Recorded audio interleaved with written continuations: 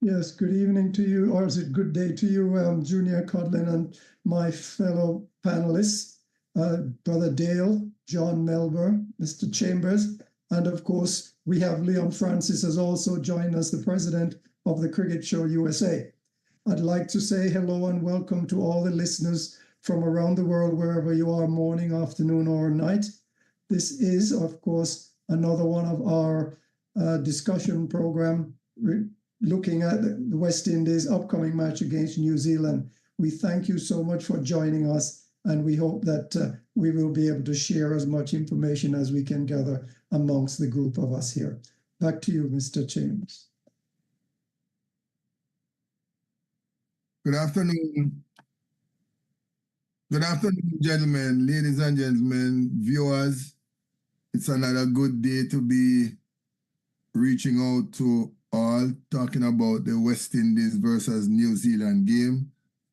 We are looking forward to a number of surprises, but what we would love to see is West Indies coming out on top. So once again, good evening, good afternoon to all, and we will be here for a while. Once again, a very good afternoon to you all listeners around the world. And to my fellow panelists, a very good afternoon.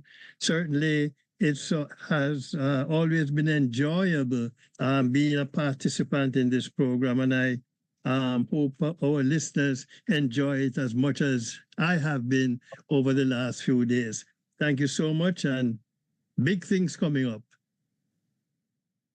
A pleasant good afternoon to all of you out there in Radio Land. Just want to thank Mr. Coughlin for inviting me again to be a participant in this panelist. Looking forward to a very lively discussion about a topic that we love so much and we love so dearly. Most of us are hoping, I assume, that West Indies will bring their A team to the game tonight and bring home a victory to us. Pleasant good evening to you all. The show go on without any interruptions, and hope that the fans and the listeners would enjoy it immensely. Thank you so much. Yes, greetings to our worldwide audience. Once again, I'm more than happy to participate with this panel discussing the upcoming West Indies match tonight. Very crucial game. And again, greetings to all. Thank you.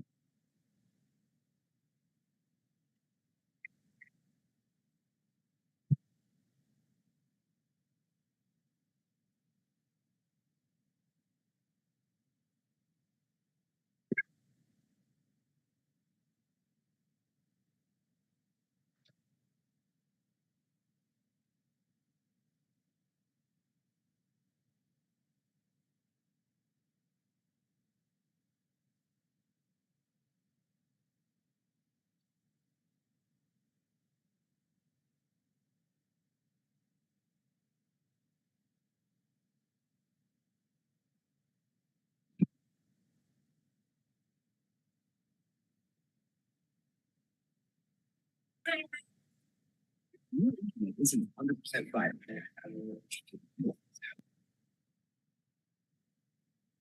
Well, New Zealand, they are in a desperate situation. They don't, this is just their second game.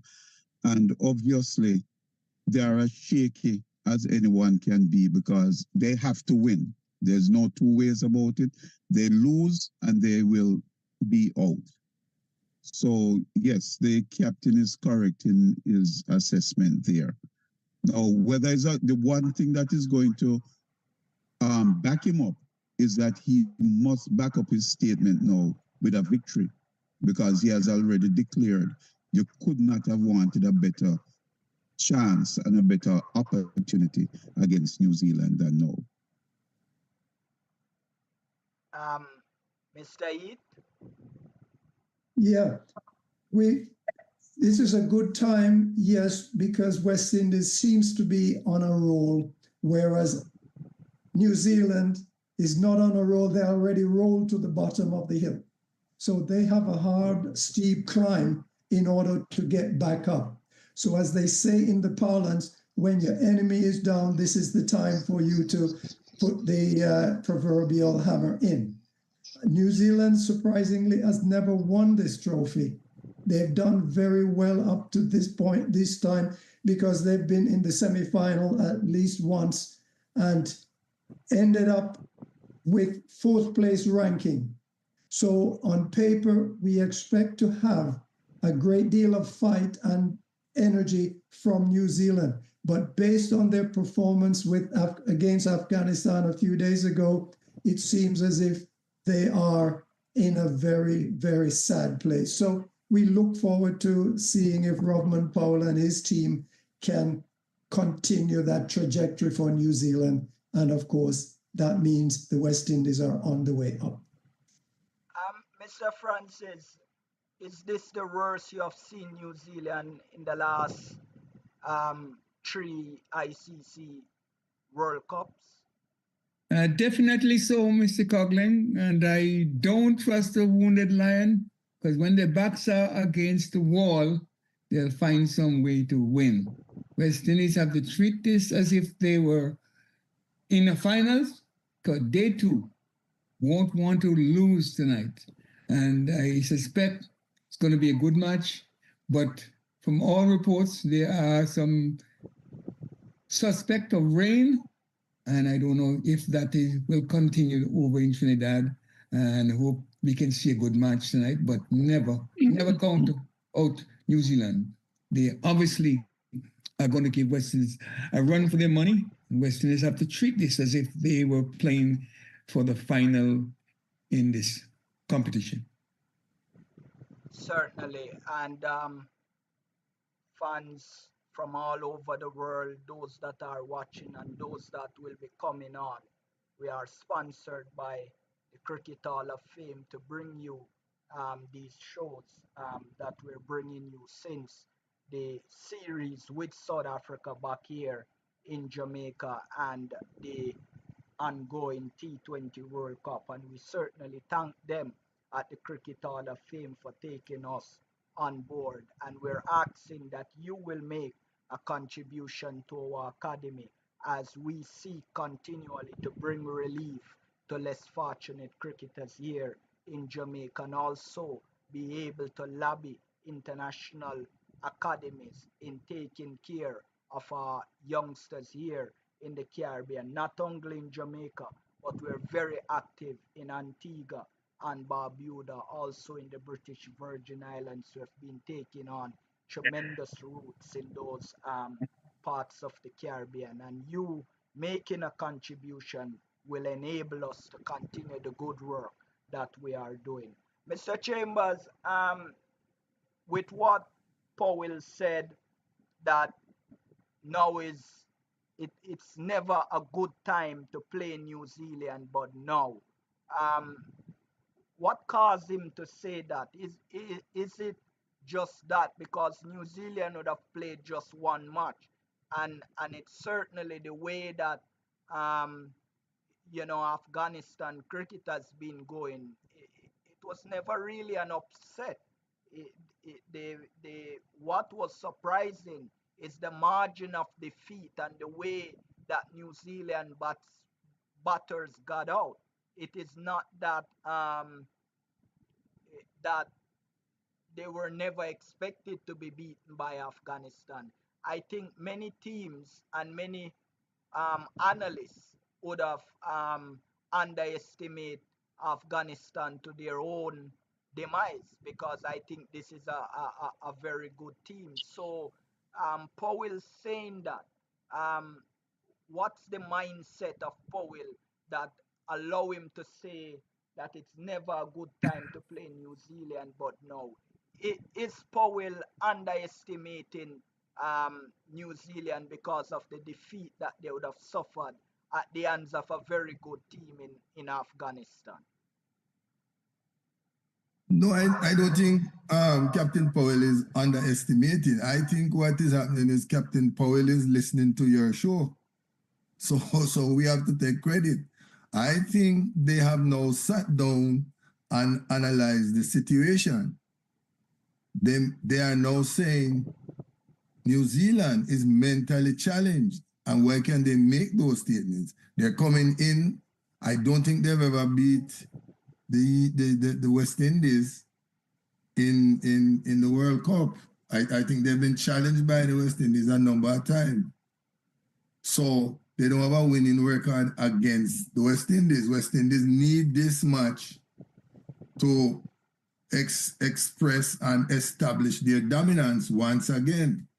So he's saying his mindset, his mind power challenges that of New Zealand, and he believes that in that condition he will win. So I think that's what he's not overestimating or underestimating. He's just saying they're at a good point. I think they listen to you. They have been going to bed early and doing their training, not too much drinking, not too much gallivanting, because we are getting reports that they are taking this thing seriously, because now Cricket West Indies believe that West Indies will win the tournament. So that is why the mindset has been changed for winning a successful vibration. That's where I am, sir. Certainly. Mr. Melbourne. Once again, a very good afternoon to our viewers, listeners. West Indies started slowly in this tournament. First game against Papua New Guinea. And they picked up the pace a little bit against Uganda and did what we were hoping this West Indies team would have done against Uganda. New Zealand, yes, started poorly, but at the same time, I believe New Zealand will see a different New Zealand in this match against West Indies, because some of their leading batsmen didn't do so well against Afghanistan. Devon Conway, for instance, and Kane Williamson. But I expect them to do a lot better against West Indies. I think the game will come down to our bowling, actually. I think if our bowlers can step up to the plate, and especially in the power play, and get a couple of wickets there, and kind of put New Zealand on the back foot, the West Indies can win this game. West Indies improvement from game 1 to game 2, I liked, and I expect them to show even more improvement in game 3. And let us not forget, Darren Sammy has won 2 World Cups as captain. Darren Sammy wants to win this World Cup as coach. Certainly. And we're gunning for him to be able to do that. What's the combination that you would like to see going into this game?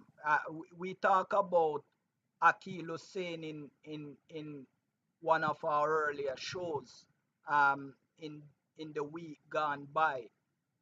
How happy are you that Akil Hussain took it to the Ugandans the last game that we played, and the manner of how he puts his deliveries? This is a young man that came into the World Cup under tremendous pressure to deliver, and 5 for 11 in now in the top 5 of wicket takers in T20s for the West Indies. Obey McCoy, the former captain and now coach, Darren Sammy, the champion Bravo. He's among them of the best wicket takers for the West Indies in the shortest format of the game. He even broke the record of Samuel Badri in that innings.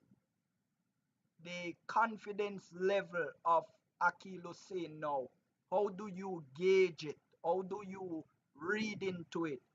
Is he onto something in front of his own crowd tonight there at Taruba, there at the Brian Lara Cricket Academy. What is your expectation of Akil Hussein tonight? Um, if by any chance the amount of wickets that he will take, something. What do you think of Akil Hussein tonight? Because I mean, he's the most loved spinner in the West Indies at this time, and certainly in Trinidad and Tobago, that this very important game is going to play. And do you think spin will come into, as you discussed that, do you think spin will come into the equation in a big way tonight? Mr. Dale first, and then the others will pick up after. Okay, thanks, Mr. Codlin. Hussein, first and foremost, will come in very, very excited, very, very confident that he will bowl well. But with all that confidence and all that excitement, he must come in with a calm mind. Not only calm, but very calculating. Because the New Zealanders, as much as they may struggle or whatever, they are a cut above Ugandan batsmen. And he's not going to outfox them as easily as he did against Uganda. So he must be very mindful of that. Let the adrenaline flow, but keep that mind calm, cool, and collected, calculating. Because you know the ante is now raised because you're playing a better level of opponents. And that's what I would have to say about Hussein and his approach to this particular game. And the other thing, of course, is the entire bowling unit, which hopefully Mr. Powell will continue on the upward trajectory of managing his bowlers better than what he did in the first match. And you could see a change in his attitude towards handling the bowlers. So we don't expect him to make the same mistake that he made with Hussein in the first match and with the constant bowling changes that he employed. Thanks. Mr. Eat, isn't there cricket sense in giving a bowler just one over, not making the batters getting used to the bowler? Was it that strategy Mr. Powell was implementing that we saw against Papua New Guinea in the first game? Is that something that can continue, or it didn't serve us well against a below par team in Papua New Guinea, but against New Zealand? Because what Powell, to his defense, he did not want for any one batter to get used to any one bowler, so he kept giving them different dimension, trying to disrupt their mindset. And do you feel that he will implement something like this within this game tonight as they take on New Zealand, trying to disrupt the mindset of the batters? Well, that first game that the West Indies played, you have to remember that that was the first game he had the whole unit together. So my opinion is that he was not quite sure how his bowlers or his players would gel or what they had, and so he used them in that fashion. However, I do not think that that's a fashion, that's a style, that's a exercise that he can use this time round. It is foolish to have a bowler who have been able to make some penetrating gain, and then you take him off just as he's about to come up with the goods. New Zealand has shown that they were suspect to slow bowling based on the Afghanistan match, in which they had 3 slow bowlers mesmerized New Zealand. So Akeem Hussain must be looking at that results and thinking to himself that, yes, I can do well here. And not only do I have myself, I have Gouda Keshmoti, and if need be, I also have Ruston Chase. So what West Indies does have that trio of slow bowlers who could play the same role as did the Afghanistan trio. However, we have to remember that we are not playing on that same pitch in Providence. We Yeah. are playing on a new pitch in Trinidad. So our slow bowlers have to be able to read the pitch, make sure that their deliveries are what they need it to be, and if not, make the necessary adjustment. So this is how I believe that they can master New Zealand in this particular match tonight. Mr. Codlin, back to you. Mr. Leon Francis, just for the viewers, he's the president of the cricket show in the United States, and he's based in Florida. And that show goes towards the west coast of the United States. For those of us that are, for those fans that are in the United States, his show is on every Sunday evening from 6 to about 9. He'll correct me when he comes on to camera, I'm sure. And you can, watch his, listen to his show there as well. He will give you some more information as it regards to that. And he's a blessing to our academy. And by all means, we endorse that show. Mr. Francis, few shows ago when you were on, I asked you if the West Indies have the killer instinct, to which you said no. But with that glorious performance against Uganda, are you prepared now to give them the vote of confidence that they now are able to employ the killer instinct? They got out Uganda for 39 and Afghanistan with all the resource and bowlers that they have and the threat that they exhume over a period of time. They were never able to get out Uganda for such a low score, just in the 70s, in the same stadium, on the same pitch. How does this now read into your narrative about the killer instinct by which West Indies now go by? Thank you again, Mr. Codling. This is a wonderful opportunity you have afforded me. And just before we go into the details about the match tonight, I just want to tell the listeners that we have a viewership around the world, in India, Australia, in England, North and South America, in the Caribbean. And we are on every Sunday from 6 until 9 p.m. Eastern Standard Time. And we enjoy doing it. We are on the air for about 14 years now.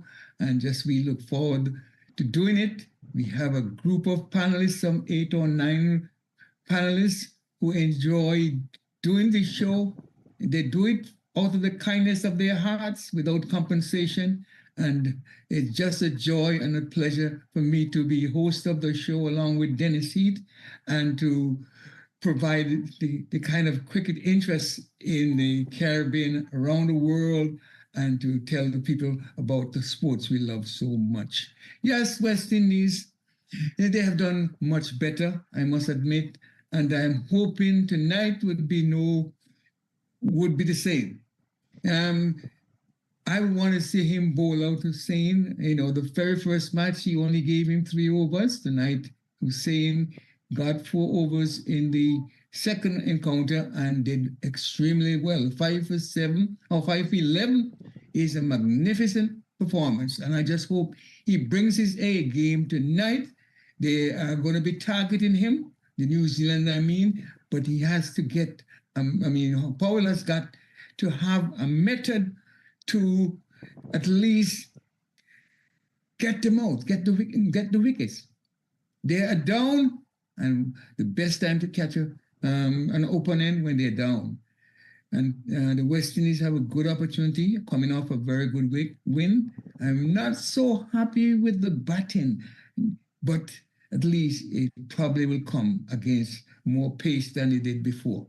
Looking for the good win tonight.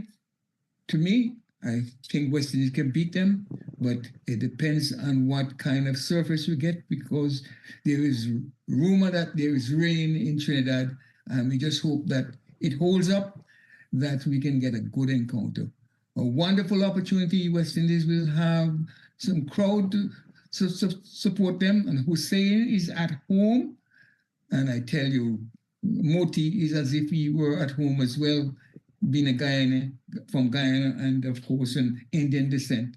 So looking forward to have a great match tonight. We want to see our feeling keeps up the standard. Alzari Joseph comes into play tonight, as well as the other, Russell and the other players all bring their A game tonight. Powell alone can't do it.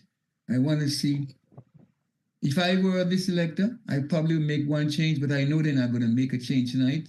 I'd love to see, our pacer, Shamar Joseph comes in and add a little firepower.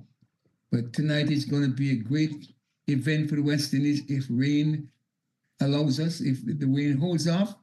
But all in all, I'm a West Indian at heart, and I definitely won't back any other team about the West Indies. So looking forward to a great encounter, and West Indies bring the A game. Hussein, Joseph, you call it. Yeah, whoever he gives the ball to, make New Zealand struggle. And that's my take for tonight's game. So thank you so much. Absolutely. Mr. Hall of Famer John Melbourne, as Mr. Francis mentioned, the Antiguan and Vice Captain, all former Vice Captain Nazari Joseph, he has not come to the party yet. Do you think tonight, if he comes to the party, New Zealand might be in New Zealand before the game finish?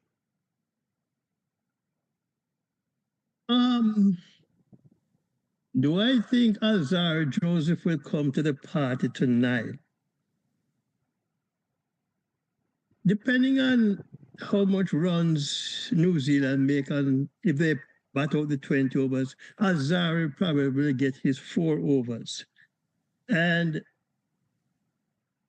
he has while runs seem to score off him, he has a penchant of picking up a wicket or two. I think, however, it's interesting that in our Caribbean tournaments, whether it's a 4-day game, the 1-day game, or the 2020s, spinners seem to do well in these tournaments. And I do expect between Rust and Chase, Akil Hussain, and Gudakesh Moti to do well in, Trinidad has always been supposed to be a spinner's paradise, if you want to put it that way. So I expect our spinners to do well. And not so much the reliance on Azari Joseph, Russell, and Romario Shepherd. And I find that so interesting, West Indies, once this, if you want to call them the fast bowling factory, here we have 3 pretty good fast bowlers in this tournament, and yet it's the spinners who we probably will be relying on throughout the tournament. So, and as far as New Zealand goes, in this tournament, you can afford to lose 1 game, but to lose a second game, you could be in trouble. And in addition to that, we talk about the forecast of rain. Well, if it rains, it will help us in this. Because if this game winds up in a no result, we'll get 1 point, and that means that they'll automatically qualify for the Super 8, if you want to call them that. But I believe our bowling will come down to Rastan Chase, Gudakesh Moti, and Hussein.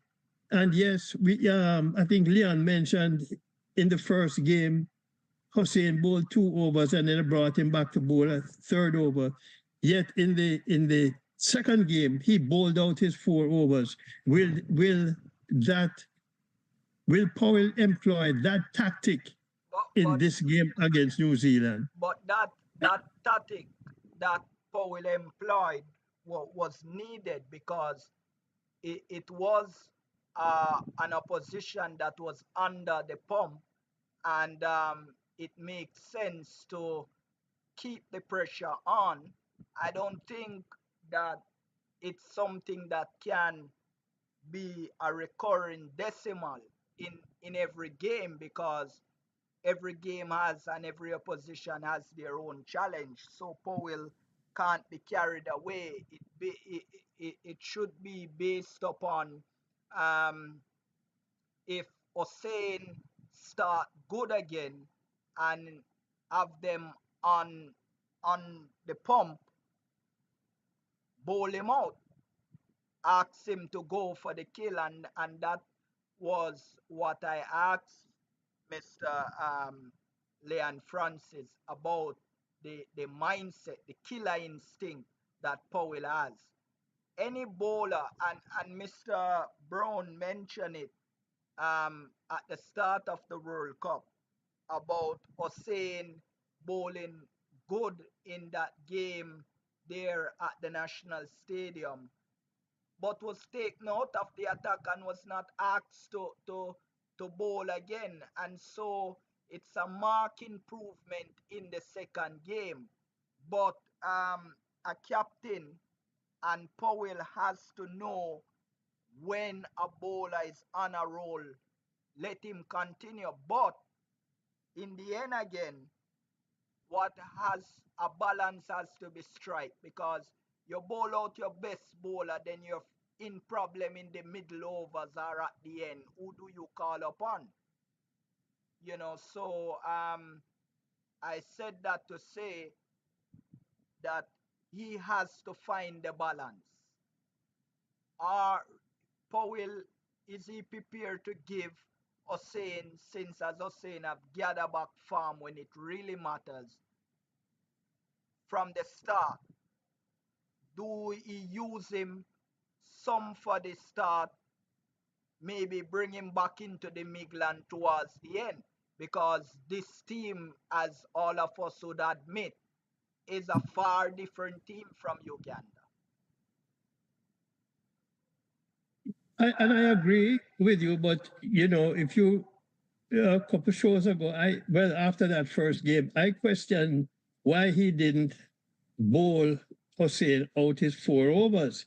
He was on a trot bowling well, so bowl him out, and then that's what he did in the second game.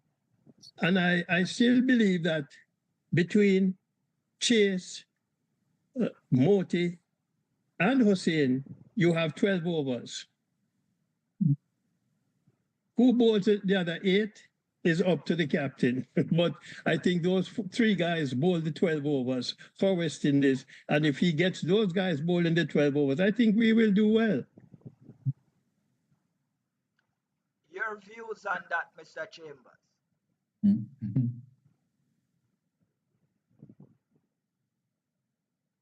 Okay, sir. My views on that. And as always, my views always upside down. I believe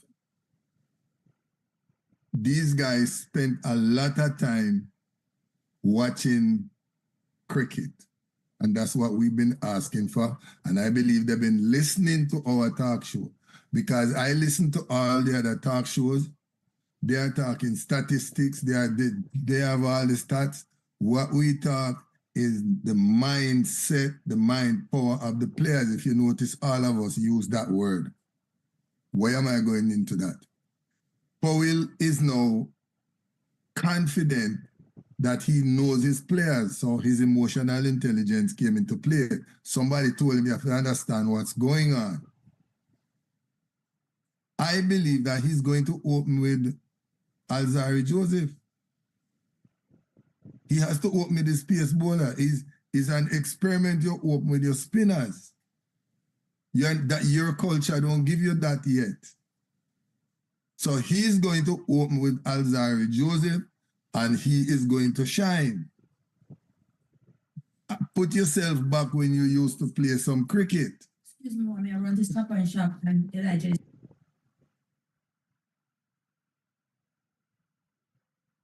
Muted, Mr. Chambers. When you are in a position where your culture, your mindset, your subconscious is trained to use pace bowlers, you are a pace bowler, you used to open the bowling. Don't let anybody fool you.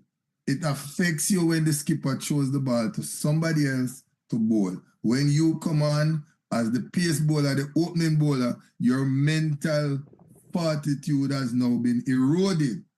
They have to give Alzari Joseph the opening ball. That's what he's there for.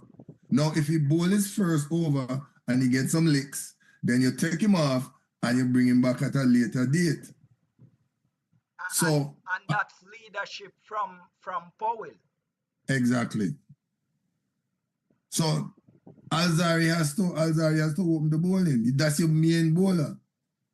I admire watching India and the rest of the guys open with the spin, but they are used to that culture. But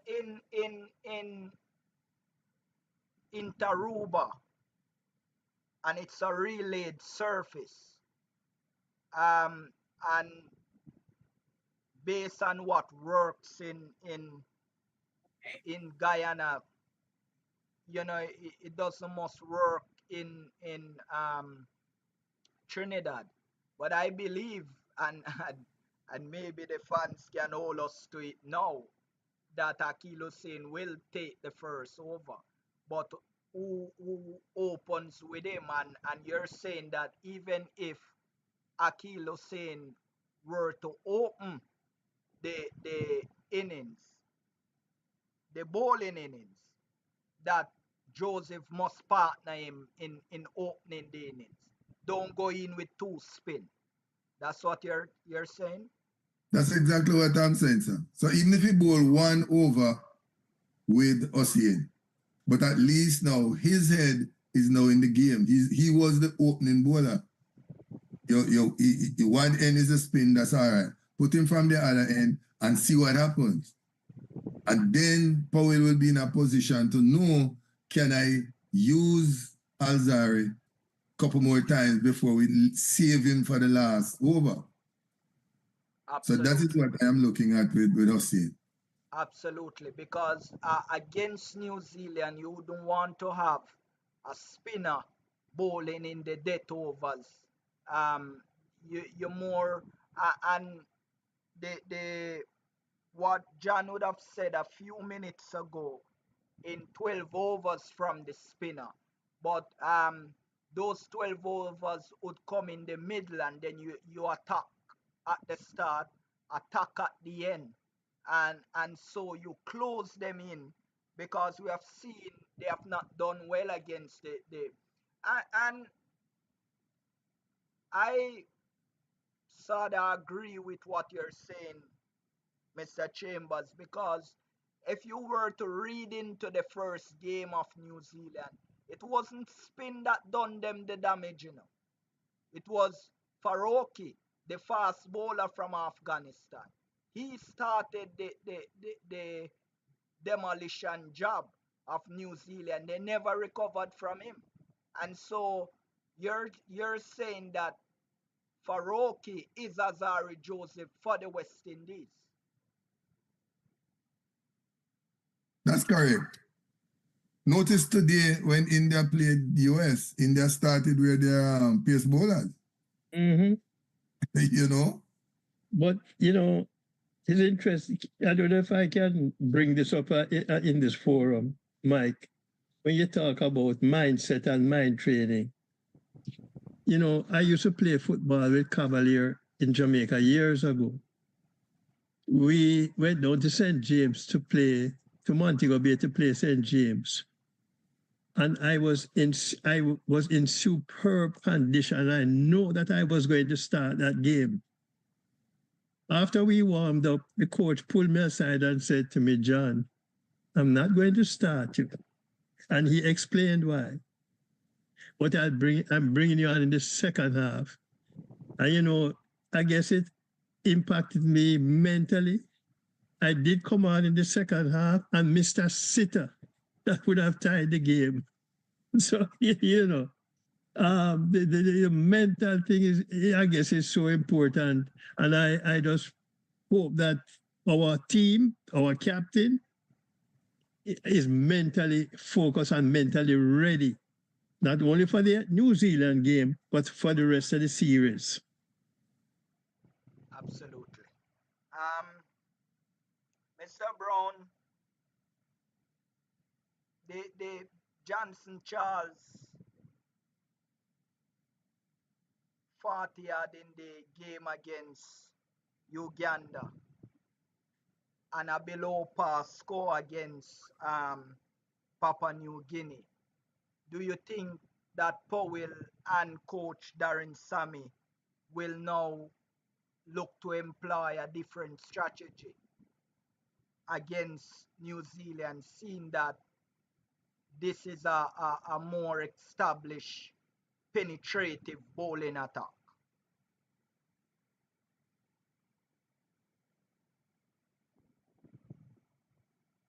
Brown? You're muted, Dale. Yes, I'm sorry. I would expect Johnson Charles to retain his place, but he is definitely the player who loves the faster bowlers.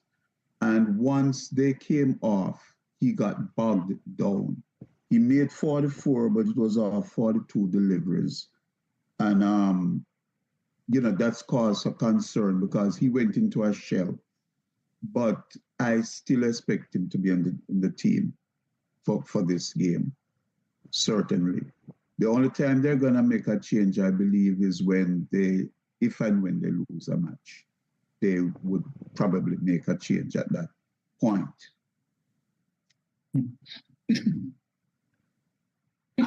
Mr. Francis, what does this do for the confidence of the other players that are in the squad? Lack of game time.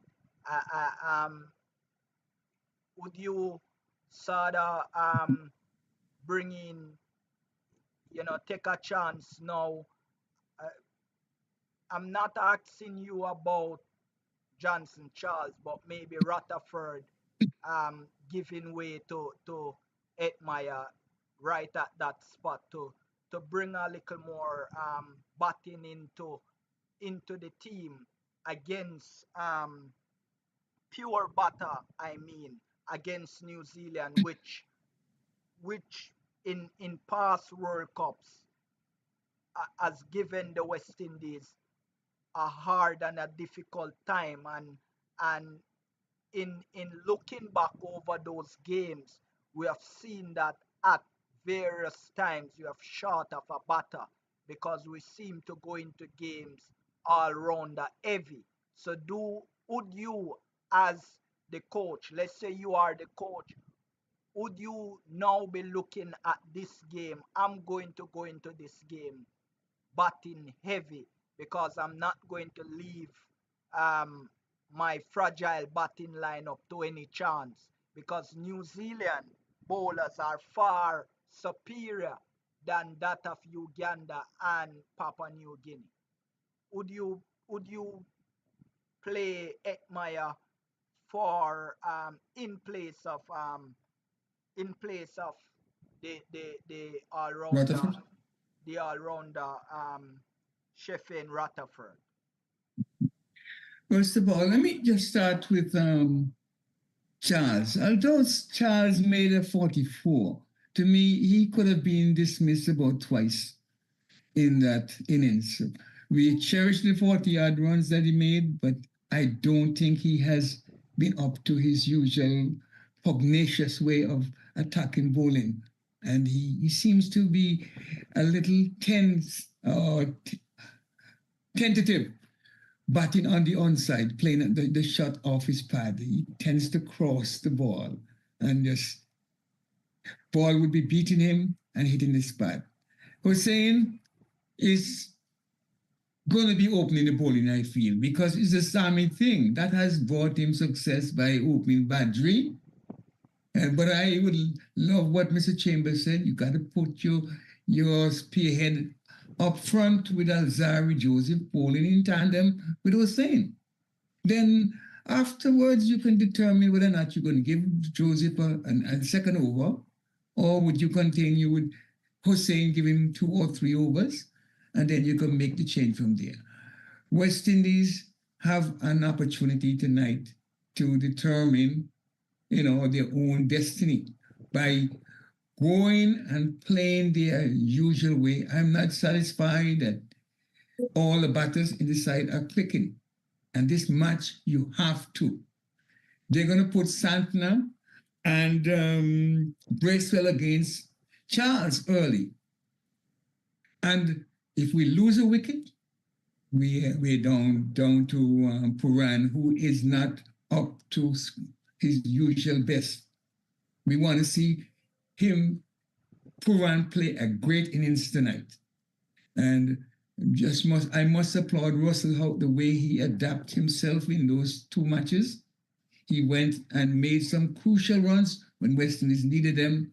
And believe you me, it's not going to be easy for the West Indies. But all in all, I don't think they're going to make a change. But if I were to make a change, I would go the other way. I'll drop Rutherford and bring in Shamar Joseph.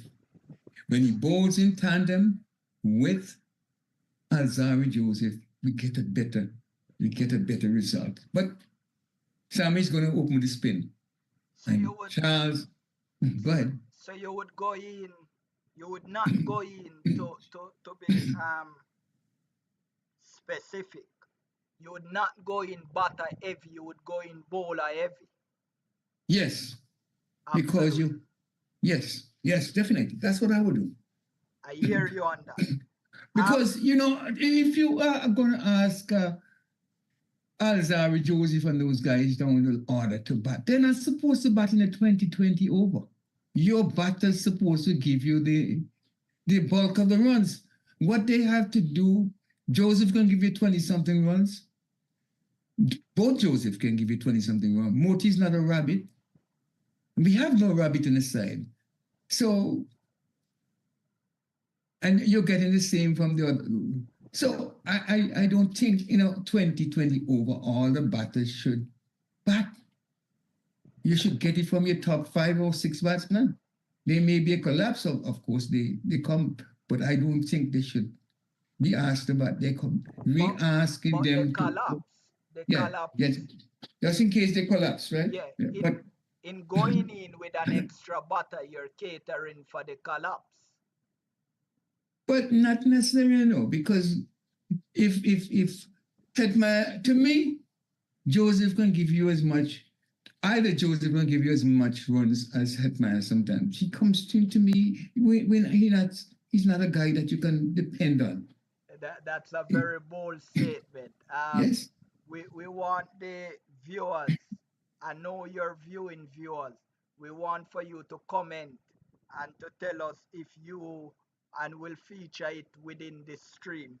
We want you to comment and tell us if you would play Etmaya, take out Rutherford, play Etmaya, or you would agree with Mr. Francis in giving Shemar Joseph an opportunity at that at that spot.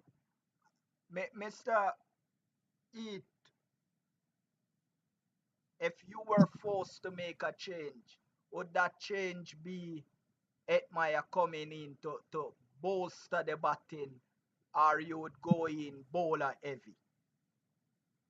No, if I had to make a change, if I was contemplating any change, it would be that of bringing in Hope, possibly for Charles, because Hope has more reliability against any form of bowling than John Charles. But my philosophy is that I would not change anything in the side for this particular match. But if I'm going to experiment, that's the only experiment I would attempt, to use Hope in place of Charles. This is not the time to experiment. So if a change is necessary, bring in Hope. As far as Leon said, Poran was not. I think Poran will do well. This is not the kind of wicket in Trinidad that will cause Poran any problems. And as far as our batting is concerned, we've shown that we can bat down the line. The last match, we had contributions from about 5 or 6 batters in a row. They didn't make great scores, but the 20s and the 15s and the 18s added up to give us what we need. Now, when you look at the New Zealand team, they have at least 17 players who have experience in the IPL. And this is the place where, you know, everyone cut their T20 teeth. And so I would expect that New Zealand would come ready and prepared. As far as their bowling is concerned, they allowed 5 leg byes last time. 5 leg by, not one single wide. So I don't expect that they're going to come in with this match and do anything. Their wicket keeper, Devon Conway, originally from South Africa, he did not play active cricket for over months now, and he broke his thumb, his big thumb, and he's not holding the ball. He has a fear factor within, and as you could see, that he kept horrible in that game against Afghanistan, and we don't believe that he's fully recovered from that. So you're saying West Indies could play up on that? No, I'm simply saying I don't think he kept that horribly. If you have a side where he had allowed 5 leg byes, and leg byes cannot be faulted in his camp, I think that he has done well enough to assist his team. I don't think that there's anything to play up there, you know. And if the West Indies win the toss tonight, there is no doubt in my mind that New Zealand will be batting first. Absolutely. Mr. Francis, coming back to you as we saw the change through now, as we are drawing to the close. How pleased are you with 143 from your fellow Antiguan, a young man, Joel Andrews, there against a very strong Ireland emerging team there in Belfast? Yeah, I'm always happy for the young man. He seems to have a good head on his shoulders, and West Indies are using him and giving him opportunities to develop his art. The word out is now whether or not he's going to be foregoing his schooling and go into professional cricket, because the opportunities are coming his way. I believe it's a good sign. I wouldn't fault him if he were to go professional, because he can always get an education afterwards and he can make hay while the sun shines. He is a guy with a lot of talent. Even from his early age, he was making double centuries, and he kept on. And he has the support of his family, and they are just crazy about him in Antigua. I'd love to see him go on. I hope he doesn't go to his head. His success doesn't go to his head. He has places to go. just because you make 140, you made a wonderful century on the 19 World Cup. You should not rest on your laurels. You should make sure the sky is the limit. You're aiming to be on top. You're aiming to go into the Western side and going to world cricket, where you can have an opportunity to be seen by other countries and get into those leagues. I think there's a great future ahead for this young man, and I don't hear anything negative about him from all the talks I've spoken to folks around Antigua. They are all rooting for him. Let's hope that he does well. He's going to come into a bad patch one day. I hope he doesn't come soon, and I wish that he will be one of the next great youngsters coming out of the Caribbean and going into Western side and the world. We see him as a talent, like the young McGurk out of Australia. I want to see him be looked at as one. Definitely. Westerners does. Definitely. Mr. Brown, how disappointed are you with Jordan Johnson and his, he has not progressed as we have seen Joel Andrews progress since his exploit in Sri Lanka a few months ago, where he played wonderfully well, and also here in the Caribbean in a lesser extent. He has been given repeated opportunity. When he just came on, persons were saying he was the next Chris Gayle. How disappointed are you that he has not continued in that vein? Well, naturally you're disappointed, but as you know, nothing in life is linear, and you have all the talent in the world, but your application as far as your mental capacity is what will take you to the next level. So what we would have to familiarize ourselves with is progress in that aspect of life, because talent will take you so far, but it is the mental toughness that will take you further. And we don't know if there's anything that is preventing him from performing better. So although there's disappointment there, he's still a teenager, and we will have to hope that there is someone will be able to speak to him. There's some remedial action taken, because it might be more mental than anything else for him to move on to the next stage of his cricket life. Mike, with Mr. Dale, the Honorary Secretary of the Cricket Hall of Fame, which is the sponsor of this show that we're putting out today, and over the course of this World Cup 2024, as you see on your screen there. The mentality of Jordan Johnson losing his coach that was brutally murdered in Jamaica, in Portmore, Gibbs Williams, God rest his soul. He was brutally murdered, and we know Gibbs was the pioneer of this young man and his success.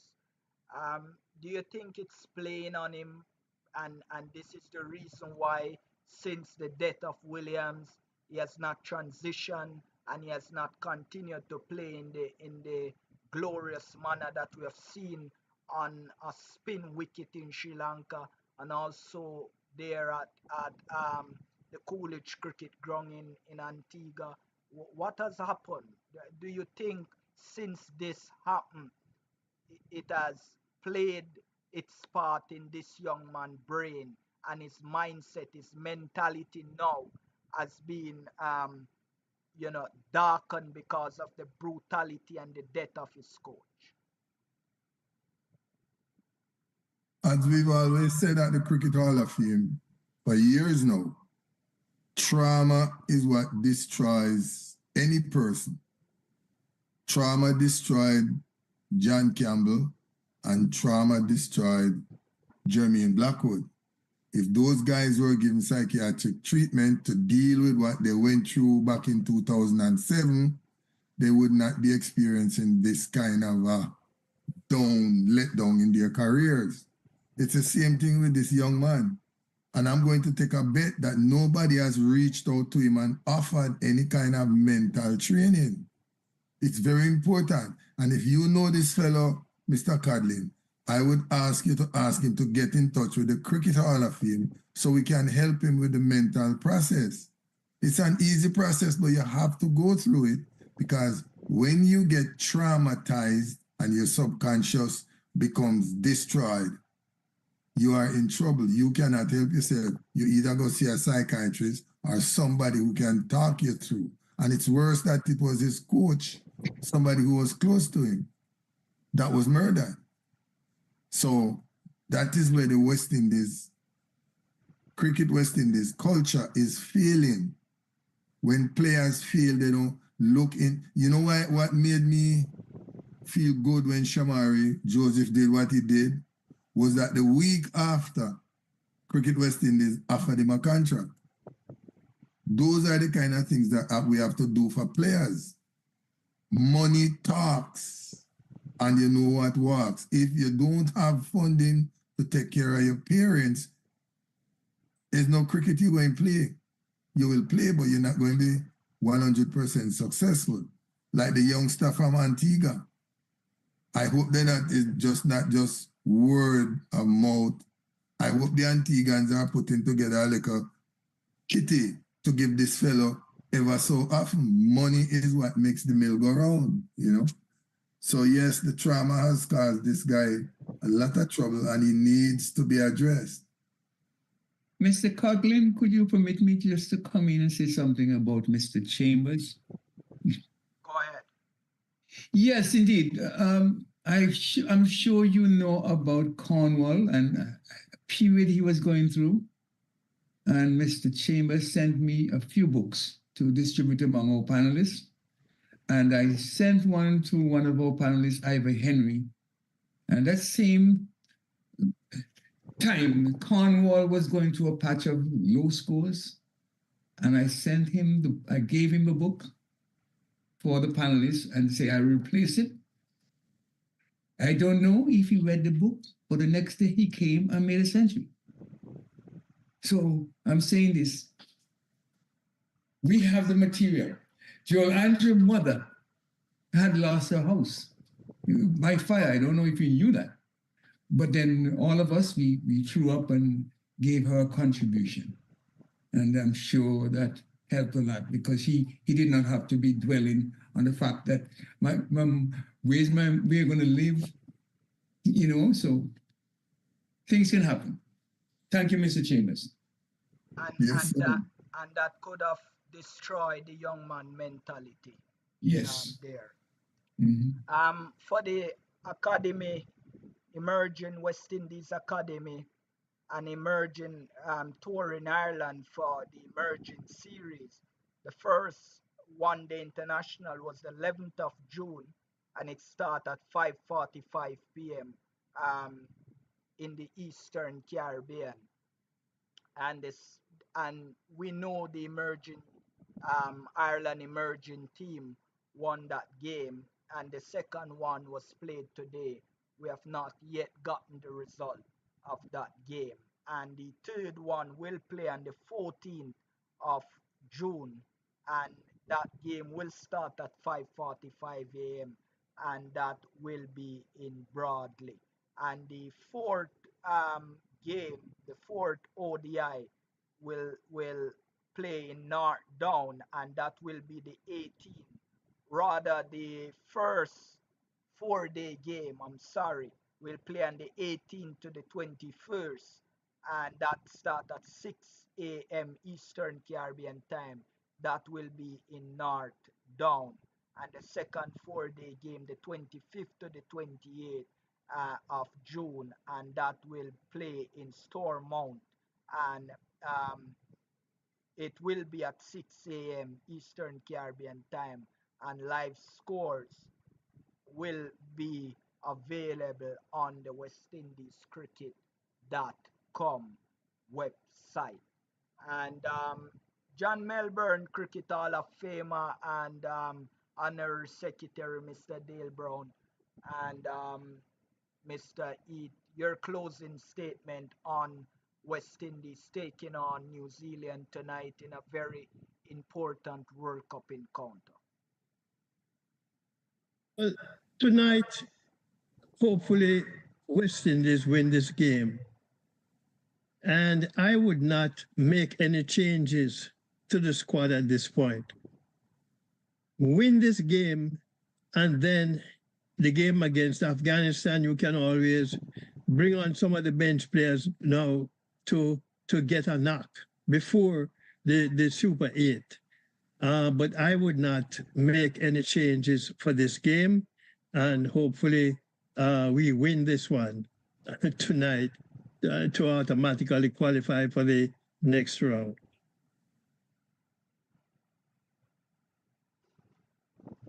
Go ahead, Mr. Brown.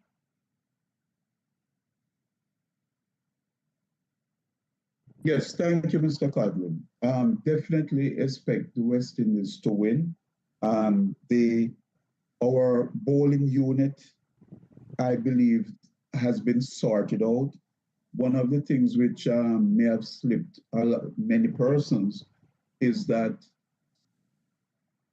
Roston Chase did not bat in the last match, and neither did he bowl. And in that bowling, we used 5 bowlers, and he would have been the 6th bowler. And it is to show, again, we have the variety and we have the depth in bowling, and we also have the depth in batting. Because if he had come out, Shepherd normally bats at number 8, followed by Alzari Joseph, who is not a slouch with the bat. And Hussein is not a slouch either, neither is Moti. So we are very deep in the batting, and we are deep in the bowling, and we are balanced in the bowling. I expect him to play a more significant role, because even if it's not with the bat, but certainly with the ball. But it is significant that we only used 5 bowlers, and we had a lot of, the captain still had Chase's 4 overs in the bag. Shepherd had still had 2 more overs to go. Joseph had 1, Moti had 2, and Russell had 3 more overs. So he rotated his bowlers to the point where he had a lot of choices at the back end. Alzari Joseph and Andre Russell are our death bowlers, and they will share the last 4 overs of the innings. How they are used before that, that is where I think sometimes the captain may run into trouble. But I believe he's now more settled and more confident in himself as to who he's going to use to bowl. So I expect them to win, and I expect a good bowling performance from them. Where I have a little bit of doubt is in the batting, because there are still too many dot balls and still too many heaves for the stands. By virtue of that, you would bring in Etmire to kind of eliminate some of that ball, would you? Etmire is very much the same type of batsman as for example, Rutherford. And Rutherford is one of the few of them who seem to be comfortable playing spin, and made runs against a top quality Australian attack, and I'm not talking the last warm-up game against Australia. I'm talking the game when we were in Australia, and it was him and Russell who helped us to make all those runs. And speaking of Russell at age 35, 36 is showing tremendous maturity in his batting, and you don't see him swinging for the fences as much. I'm sorry? Who has announced that after this World Cup, he'll be hanging up his boot at the international level. Mm, Do you think he Right, should not reconsider? surprising. mm, Yes, not surprising. Thanks. And his batting coming in where he does at number 7 or 6 is very, very crucial to West Indies' success because he has now found out the value of hitting the ball around and waiting for that delivery that comes into his arc where he can swing for the fences with those deliveries and not force it too much. And Rutherford is a similar type of player to Russell in that regard. Absolutely. Absolutely. Mr. Heath? Thank you. I would say in Hollywood parlance, I give 2 thumbs up to Brother Dale's insights because he shows he's spot on in his remarks and his ability to see the team, see the performance and analyze it for what it is. So I concur in all aspects of Dale's comment. I have nothing more to add to that other than to say I would not change anything in the side and not in the team. If I did make a change, it would be hope for Charles, nothing else. But before I leave, I wanted to just point out the Joel Andrews success that you spoke of. And I also want to remind you that when we had that discussion about the test team, I advocated strongly for Joel Andrews to be added to the test team as a developmental player, which means that it gives me tremendous success. Sorry, not success, but tremendous happiness to see that he is performing as I expected, and as of course many others as expected of Joel.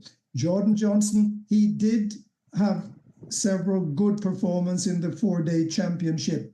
So I would not write him off completely. And I understand the trauma that he's facing now, but I would definitely not write him off. I would make sure he gets the encouragement and the mind power assistance that he needs to get over this little setback. Back to you.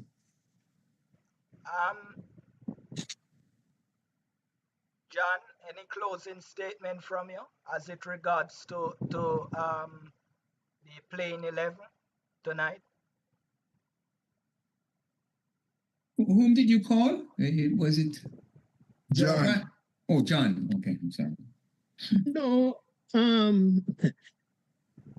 I have no problem with the playing 11. Initially, I always preferred or wanted Shea Hope in the 11, but that has not. The team have won 2 games without Shea Hope so far, so I would not make a change. And I know there are some who are calling for Shimron Hetmeyer, and Shimron Hetmeyer, as far as I'm concerned, I don't know what has happened to Shimron Hetmeyer. Because let us remember that he was the captain of an under-19 championship team. And I don't know if it's as Mike points out, the mental shortness in him. But his cricket has not gone where I was hoping it would have been today. And I would not bring in Hetmeyer ahead of Shea Hope. But however, I play the same 11, win this game, and then you can make changes for the game against Afghanistan, as I said, to give our bench players a knock. And that's just my assessment of where we are now. Mike, as you close, could you just tell the viewers a bit about the Cricket Hall of Fame, which is the main sponsor of this T20 World Cup show that we are putting out to the viewers? There are a number of viewers from all over the world that is watching now and would like to know about the Cricket Hall of Fame and how to make contact. Please take the privilege in telling them a bit about the Cricket Hall of Fame and its function and how to make contact. Thank you very much, Mr. Codlin. The Cricket Hall of Fame, www.crickethof.org. If you go on our website, you get a lot of information. Or you can call 860-250-2796. The Cricket Hall of Fame is the first of its kind in the world.